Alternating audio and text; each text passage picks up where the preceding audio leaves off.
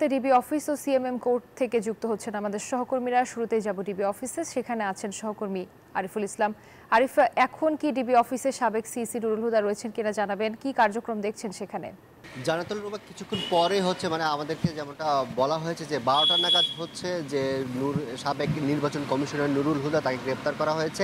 তাকে 12টার মধ্যে ডিবি কার্যালয় থেকে আদালতের উদ্দেশ্যে নিয়ে যাওয়া হবে এমনটা জানানো হয়েছে।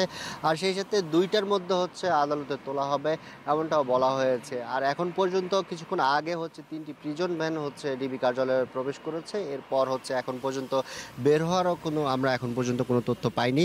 তবে বলা হয়েছে 12টার মধ্যে তাদেরকে ডিবি কার্যালয় থেকে বের করা হবে আর 2টার মধ্যে তোলা হবে। আর আপনি জানেন যে গতকাল বিকাল সন্ধ্যা 7টার দিকে রাজধানীর উত্তরা 5 নম্বর সেক্টর থেকে সাবেক নির্বাচন commissioner A K M Nurul হুদাকে গ্রেফতার করা হয়। তারপর শেরেবাংলা থানার একটি মামলায় তাকে গ্রেফতার দেখানো হয়। তারপরে তাকে ডিবি কার্যালয়ে নিয়ে আসা হয় জিজ্ঞাসাবাদের জন্য। এরপর আজ আদালতে তোলার কথা রয়েছে। সেই সাথে আমরা জানতে পেরেছি তার 10 দিনের একটি রিমান্ড চাওয়া হবে এমনটা বলা হচ্ছে। সেই সাথে আরও একটি তথ্য আপনাদের জানিয়ে রাখি, সেটা ডিবি কার্যালয়ে আরও 2জন সাবেক সংসদ সদস্য রয়েছেন। একজন সাবিনা আক্তার তুহিন, তাকে ঢাকার নবাবগঞ্জ থেকে গতকাল রাতে গ্রেফতার করেছে ডিবি। আর গতকাল রাতে আরও একজন সংসদ সদস্যকে গ্রেফতার করা হয়েছে, যে মুন্সিগঞ্জ 3 আসনের সাবেক সংসদ সদস্য ফয়সাল বিপ্লবকে গ্রেফতার করা হয়েছে। তাদের দুজনকেও কিন্তু ডিবি কার্যালয়ে রাখা হয়েছে। তাদেরকেও আজ আদালতে তোলার কথা রয়েছে। আর এখন পর্যন্ত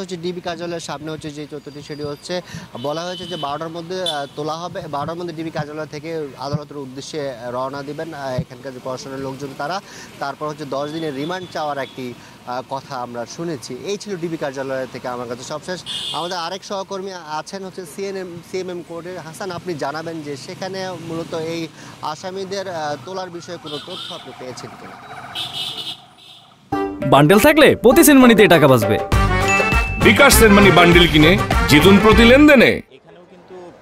ওখান থেকে আসলে ডিবি কার্যালয় থেকে একে এম নুরুল হুদাকে নিয়ে আসা হবে সিএমএম কোর্টে, এবং এখানে কিন্তু বিচার কাজের জন্য আমরা কথা বলেছি। এখানে কিন্তু বিচার কাজের জন্য প্রস্তুতি নেওয়া হয়েছে, এবং যেমনটা আমরা জানতে পেরেছিলাম যে আসলে একে এম নুরুল হুদাকে 10 দিনের রিমান্ড আবেদন করা হতে পারে এমন একটা তথ্য আমরা জানতে পেরেছি।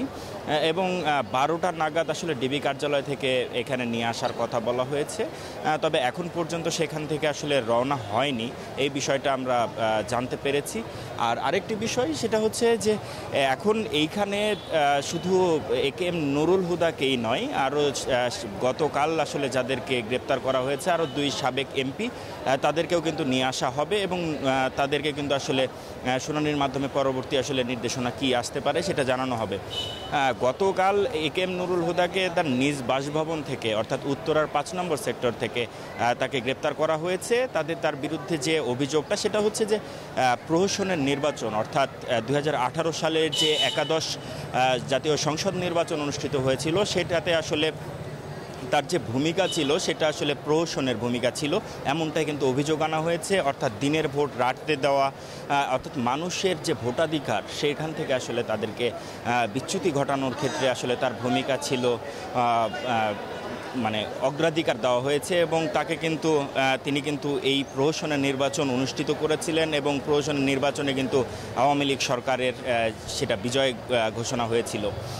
তো এখন পর্যন্ত যেহেতু ডিবি অফিস থেকে একে এম নুরুল হুদাকে বের করা হয়নি, তো এখানে নিয়ে আসার পরে আসলে পরবর্তীতে রিমান্ড চাওয়ার পরে আসলে আদালত কি মঞ্জুর করেন সে বিষয়টা পরবর্তীতে জানাতে পারবো। তো এই ছিল আমার কাছ থেকে সিএমএম কোর্ট থেকে সর্বশেষ।